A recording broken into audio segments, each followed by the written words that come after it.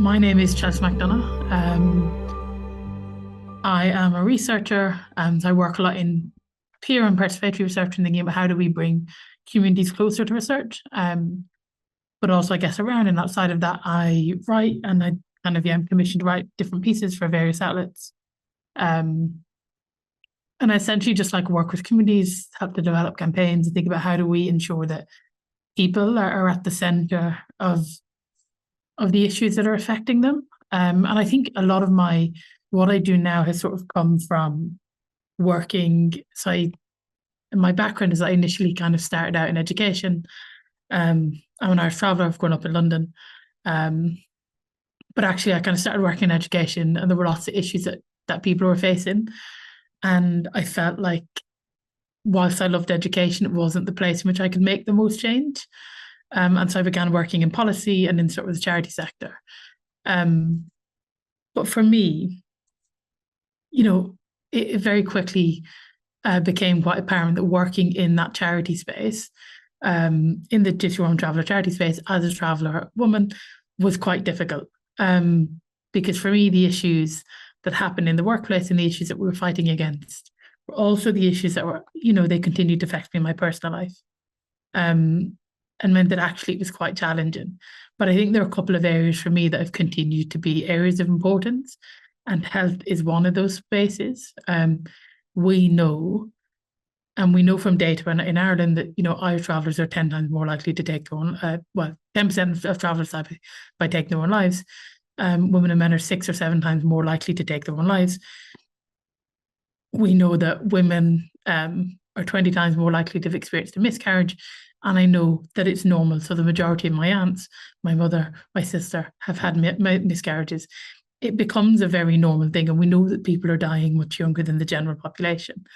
But the NHS doesn't capture that data because Gypsy, Roma and Traveller people are not included in the data dictionary. And so for me, there's some very basic challenges that before we can even consider, how do we close the trust gap in healthcare, or how do we ensure that kind of, we're prioritizing voices and hearing from people. Like, if we don't know the data, then those problems don't exist. No data, no problem. And that means there can be no solution. I think for me, that's one of those things that is quite important. But I've often been in spaces where co-production doesn't happen well. And I've experienced where I've entered a space, yes, I'm a traveller, I'm a woman, etc. But also I'm a professional in my own right. And so many times entering into those spaces, the opportunities for co-production and for engaging in lived experience work were essentially like tokenized opportunities. They weren't real opportunities for people to engage. And I think at co-production, that's one of the big issues. Is we say, we want to do co-production, but I think often people don't understand what we mean by co-production, but also what co-production means for communities and how it should feel. And I think co-production shouldn't feel like something where people feel as though that knowledge is being extracted from them, or that actually their experience is just to speak and then not to say anything else, or not to share their experience, but not to be part of the solutions. And I think that continuously causes a problem. And I think for me, there has to be a shift in how we understand people's lived experience and how we use it in healthcare, in research, etc.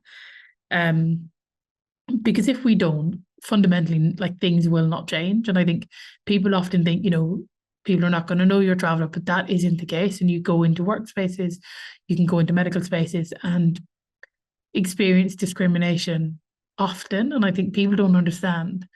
I once read that it's like death by 1,000 cuts. And I think that's what it feels like for people. And I think often healthcare is the space in which people experience it with the most vulnerability. And often in the hospitals, families might experience discrimination, particularly kind of at the point where a family member is receiving end of life care.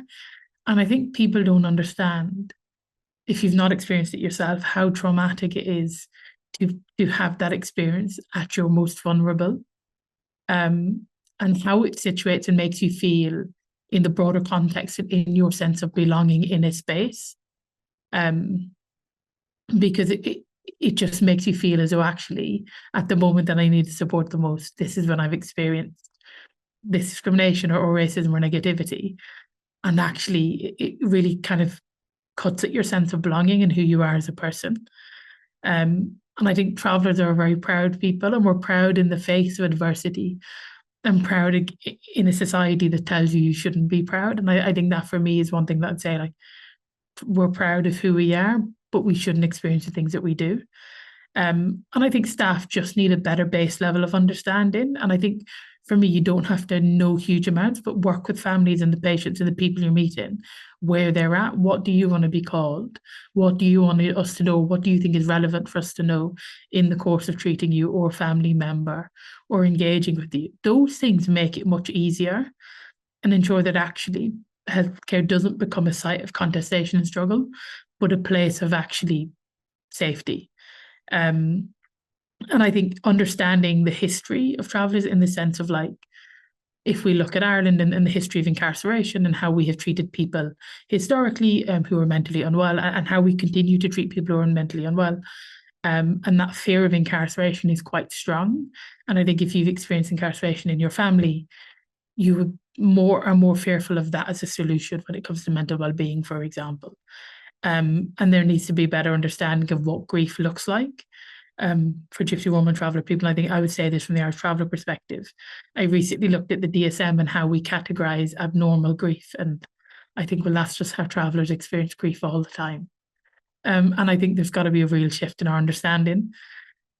And I think ultimately we have to start from a place of, if we're going to do co-production, we need to ensure that there are multiple ways for people to engage and multiple ways for people to be involved, that we compensate people for their time. And that if it's not working, we sit with them and go, how does this need to work? And I think people often are afraid in the co-production space to go, oh, this is not working.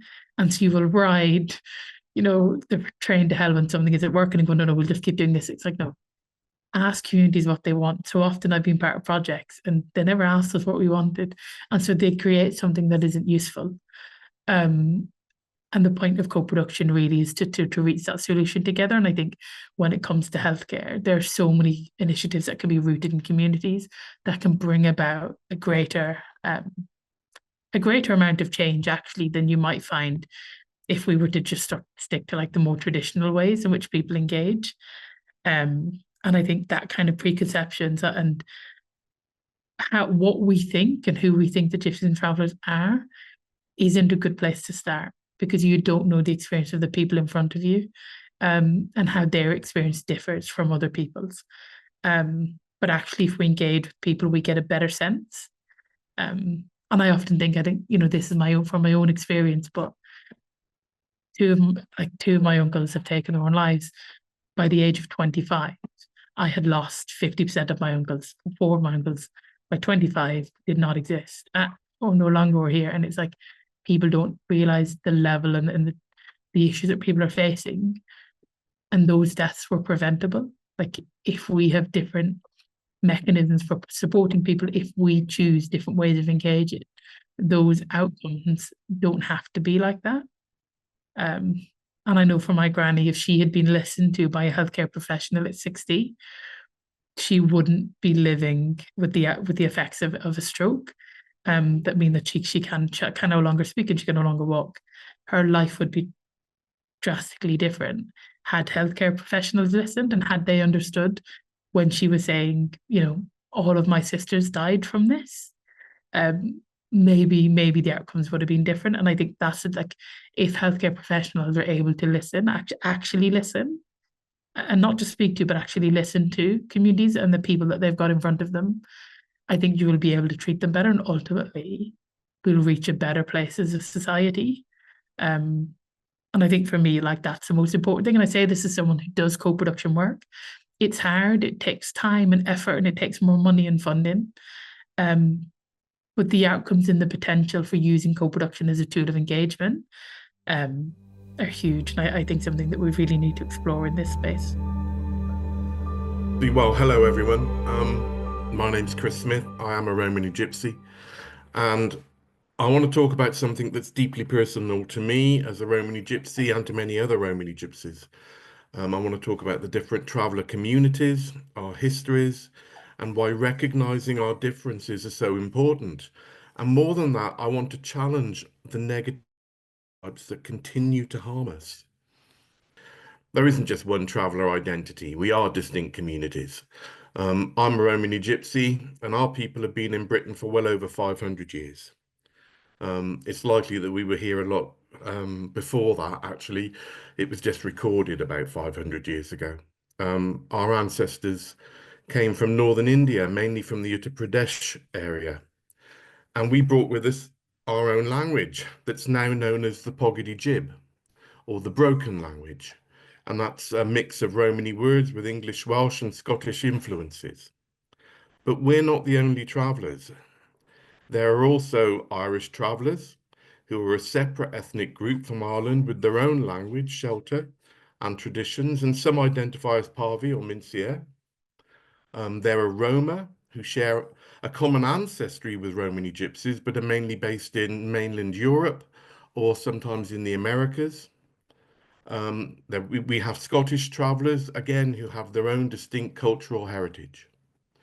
And we, Romany Gypsies, Welsh Romanys, Irish travellers, Scottish travellers, and Roma, are all recognised under law as protected ethnic groups, meaning we have the same legal rights against discrimination as any other minority, although you wouldn't really think that, because most people don't look at us and see us as legitimate ethnic minorities.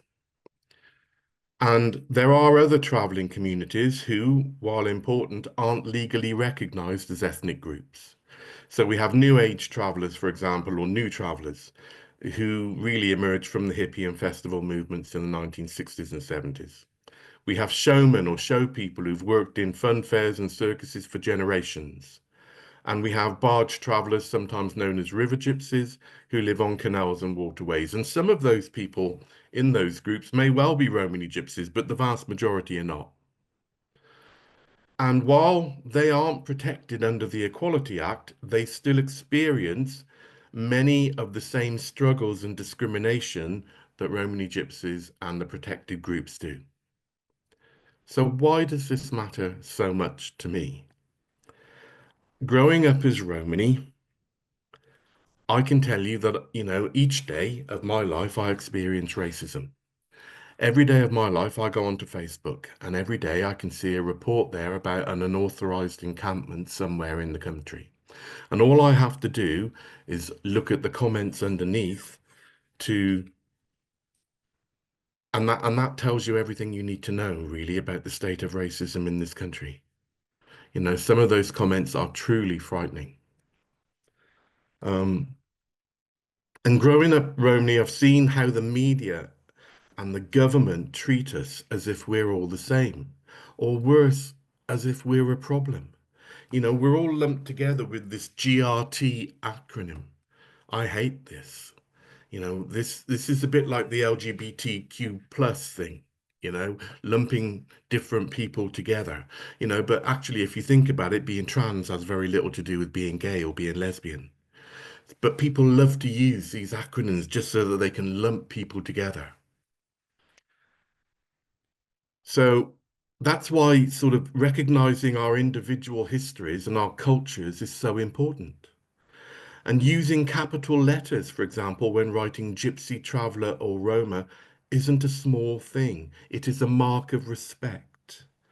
And many newspapers and publications, and especially the BBC, still don't do this. And we have a huge history of discrimination in this country. And I want to take you through a few things about that. So the persecution of gypsies and travellers isn't new. It's been happening for centuries. In 1515, the first recorded mention of gypsies in England is there. In 1530, gypsies were banned from entering the country, and those already here were deported or enslaved. And in 1554, Queen Mary made being a gypsy punishable by death, as was fraternizing with gypsies. And that's the only time in history that fraternizing with an ethnic group could get you executed.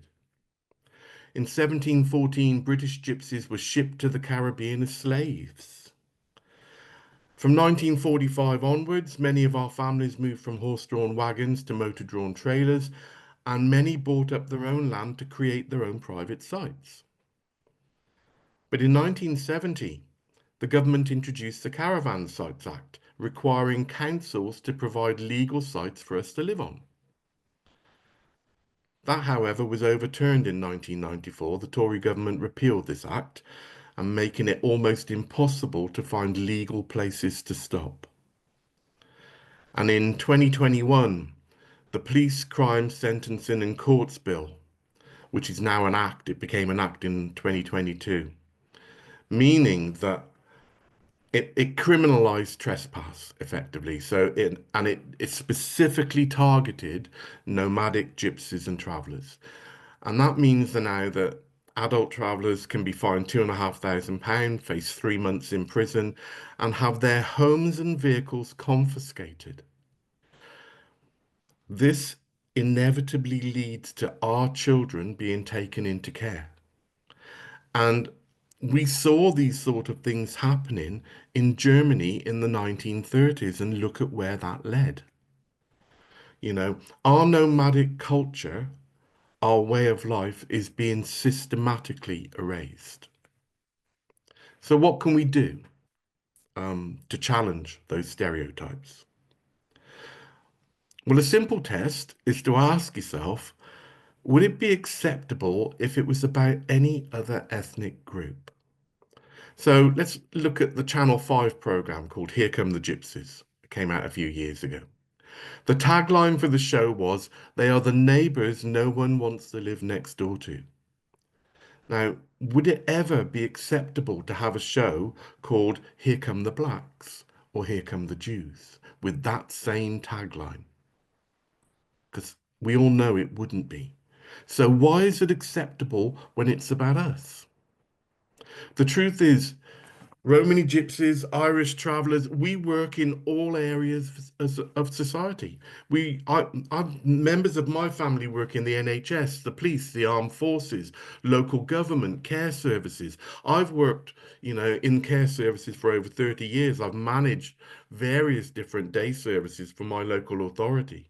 And the truth is, you're probably already working alongside or living next to a gypsy or traveller without even knowing it.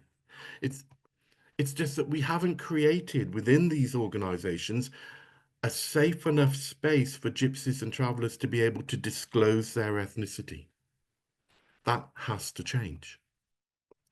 And the media plays a huge role in shaping public attitudes. And when newspapers and politicians use words like incursion or invasion as if we're an enemy army, they're making it easier for people to hate us. In recent years, we've had people from both sides of the House stand up in Parliament and describe us as a scourge and a plague on society. This type of inflammatory language leads to the average racist in the street or organizations actually seeing it as a green light, that it's okay to be, to be racist and prejudiced towards us. And we know that this kind of language has real world consequences. In 2003, Johnny Delaney, a 15-year-old Irish traveller boy, was kicked to death in a park in Ellesmere, Liverpool. And witnesses heard his attackers saying, "Kill him, he's only an effing gypsy." When that went to court, and this is really interesting, I think anyway, when this went to court, even though the police recommended that this be treated as a hate crime, the judge at that trial said, no, it's not a hate crime. And consequently, the perpetrator's only got 4.5 years. Now, ask yourself how it could be anything else other than a hate crime. And this is not a one-off. This has happened over and over. When Billy Smith was beaten up and set on fire purely for being a Romany gypsy. Again, the police in that investigation recommended to the judge that this be treated as a rape hate crime. And the judge in that case also said, no, it's not. This is what happens when we are constantly demonized and when people in positions of power have no training about Gypsy and traveller culture. This has to change. So what can we do? Well, I think we need to fight back against the stereotypes and demand real change. We need to challenge biased media coverage. And if you see unfair news reports, call it out. Write to the newspaper, write to the organisation. I'm doing that constantly. And it's quite dispiriting, actually, because I keep getting the same answers all the time. Oh, we don't think this is racist. Well, no, of course you don't. Because you're not even recognising us as a real culture, as a real ethnicity. The other things we can do is educate yourselves. You know, many people believe the lies about us simply because they don't know the truth. Support policies that protect us. The government is making it harder and harder for us to live our way of life, and we have to fight back. What people seem to want in this country is not integration, but assimilation. And I'm sorry, but I and many other and most other Romany gypsies and travellers, we refuse to be assimilated. Why should we assimilate? Matthew Paris, a well-known gay journalist, he writes for the Sunday Times, wrote an article a couple of years ago arguing, wait for this, for the forced assimilation of gypsies and travellers in this country. Now, there is no way that you can argue for the forced assimilation of gypsies and travellers and it not be coming from a racist perspective. It is always coming from a racist perspective. I'd just like to finish by saying our culture, our traditions, our families, we matter. And our right to exist shouldn't be up for debate. Chris didn't mention, amongst all the other things he does, that he's also a member of the University of Worcester's service user group, people with lived experience group. So we have done a lot of co-production work with Chris, delivered training, planned training, hopefully in an authentic way. So, you know, we actually do model, we do kind of walk the talk and involve Chris and a colleague, Stacey, in the actual education of our doctors, nurses, social works, etc., etc. And I don't think another university does that in any depth. So that would be a quick win, any of you are here from universities. But for this talk, a little bit on my background. I'm a social worker by background. I've been in universities for over 20 years now, and I've always been attracted to the concept of co-production, whether it's working with children in care, with homeless people, with people with a range of disabilities. And more recently, my interests have been in Gypsies, Romans and Traveller issues that are very, very neglected. I agree with everything that Chelsea and Chris has said about them. And I'll just introduce, let Yozo introduce his research interests before we talk about a recent bit of co-production work we did. Thank you, Peter. Hi, everyone. Jose Molnar, also work at the University of Worcester. I'm in the School of Sport and Exercise Science, and my research background is working with marginalized, hardly reached out to populations. Generally, in the last 1.5 years, I have been working closely with Peter on various projects and research proposals to work with community members from Gypsy, Roma and Traveller communities.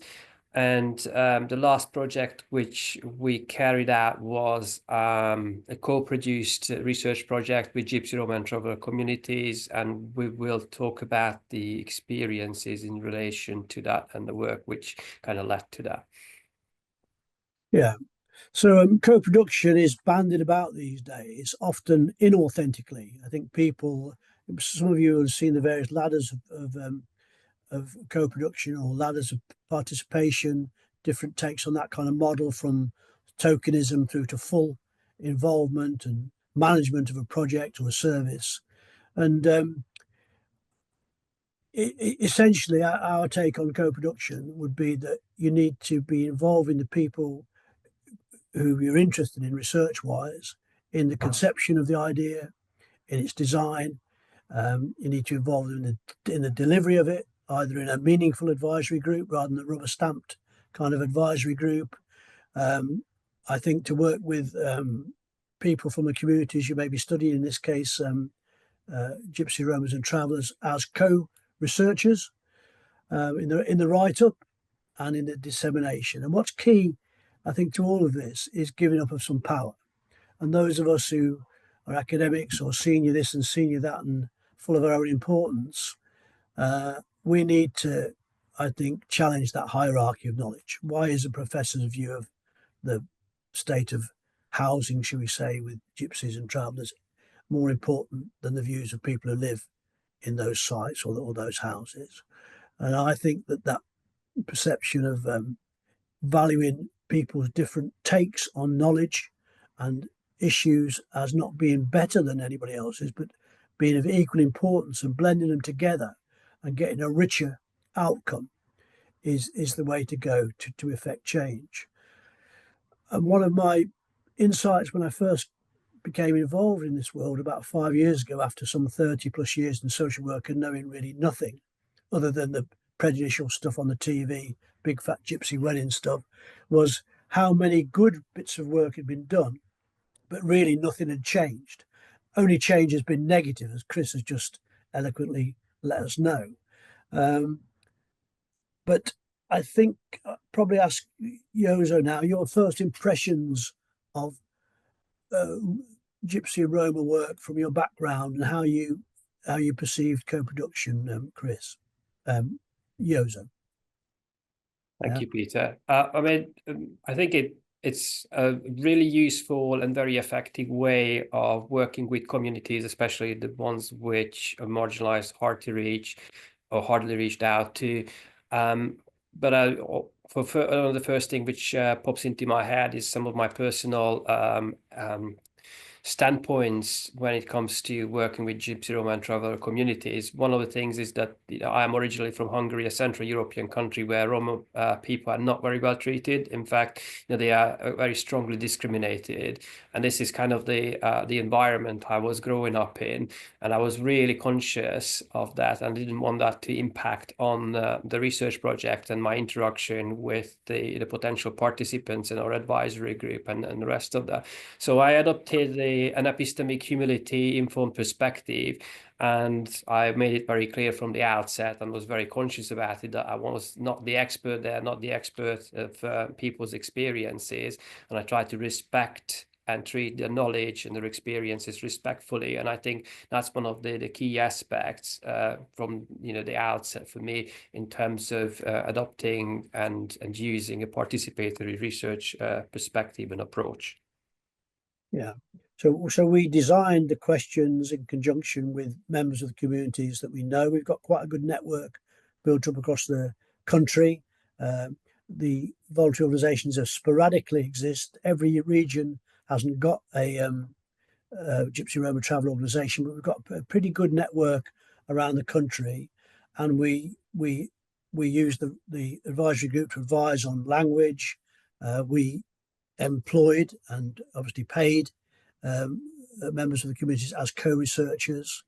We tried to be sensitive about timing, about formats, and about where we interviewed people, going on to being guests on in their communities, on their premises. So I just think I'll ask Yozo what he thought perhaps didn't work so well. Let's be a bit negative for once, in this arena. What do you think didn't work so well in our efforts to try and be authentically co-producers of knowledge?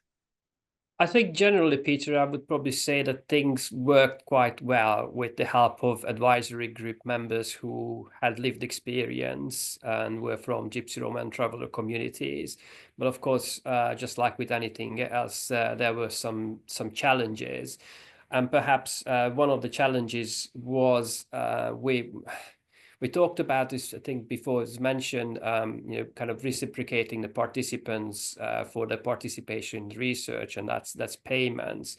And that's something which was a recurring challenge for us as academic to navigate. And Peter, you did, I think, a fantastic job at that, navigate the university's mysterious mechanisms to get payments across to participants for their participation, payment which had been promised to them from the outset, and then was quite slow, or sometimes even slower than slow to actually get to the point of payment. So that was one of the challenges with this kind of research.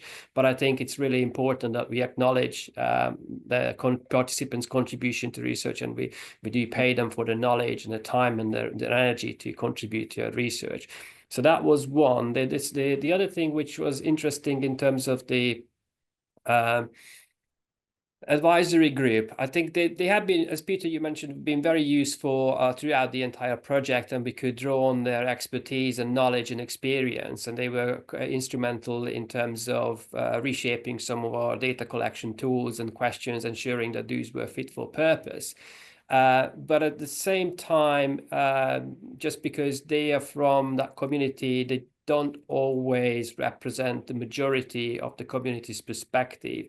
So we did have some issues where people from the advisory board had a slightly different perspective than what the data actually indicated, and we kind of had to then negotiate and navigate these slight differences. Or sometimes there was another example when we were selecting a platform for data collection for a survey, and we wanted to move away from the traditional kind of survey platforms or the paper and pencil kind of perspectives, and we used a platform called Video Ask, which is a more interactive way of collecting survey type information. And it also allowed participants not simply to type their answers, but also to actually speak their answers, and the software was going to record that. So we thought, and it was with agreement of the advisory board, that would be a really positive way forward and would attract a lot of responses. But in reality, that was probably not very successful, and we had to resort to some of the traditional paper and pencil collection of data for surveys. So these are the examples I would probably mention. Okay. Yeah, we probably should have said what the topic was, what the research was about, Jose. We're such bad lecturers, aren't we? It was about how best to collect ethnic categorization data on Gypsy, Romans and Travellers. And Chelsea mentioned this about if there's no data collected, then there's no problem. And as those of you from the health service know, that metrics, measurements, numbers hold great weight, and sometimes from the moral qualitative issues don't get the audience that they should, the action that they should have.